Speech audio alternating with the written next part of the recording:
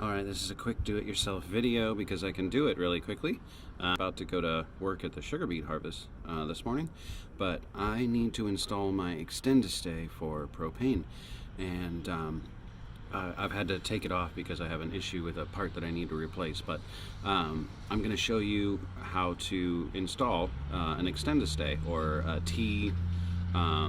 They call it various different names, but so you can hook an external propane bottle up to your motorhome. So pretty easy. First thing, turn off your propane, and basically there's the extend-a-stay, and it's going to go in between the propane regulator and the main output. So I've already actually loosened this up. This propane thread, you'll notice the notches here. That shows that this actually unscrews backwards, so it's not righty-tighty, lefty-loosey. It's lefty-tighty, righty-loosey.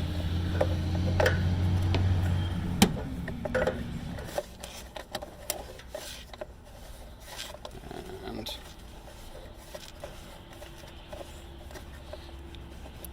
now, as a note, since this thing does extend the pipe out, the platform that this cover goes on, it won't fit on the platform anymore. So I actually got a couple of metal pieces and bolted down an extension so that when I move this over to put the extend-a-stay in, it still has a place to sit down. So you'll notice this piece on the extend-a-stay looks identical to that piece on the main line. So this screws right in on the main line.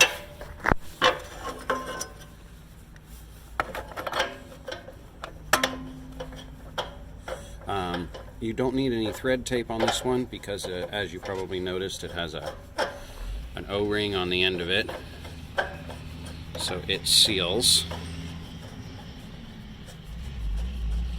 So I'm going to tighten this down until it's tight by hand. And get a wrench. Tighten it down the rest of the way. Now it does seal with an O-ring, so it's not necessary to just like crank that down really tight. You want it just to the point where it's in there and it's snug, like so. And then the next step, this part is identical to the output here in size, so the main propane line just screws in here. I'm gonna set this, I need a second hand, so bear with me. Okay, so I've hand tightened that.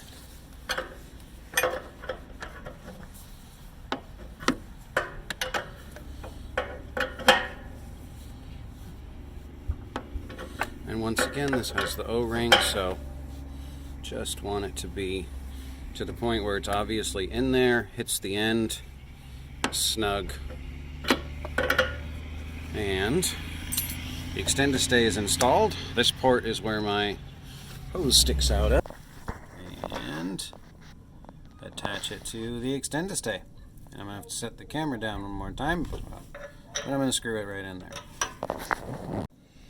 And once we have everything screwed in, we just want to check for leaks. So I'm going to use some, oh, there it is, gas leak detector spray.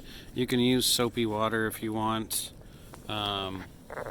I just got the spray where all the connections were made, so over here, and you're looking for bubbles in the center where where I connected the hose and where I connected the extend-a-stay to the main tank.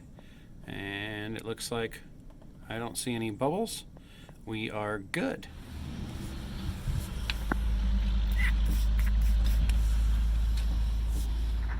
No gas leaking out of there. And we are set.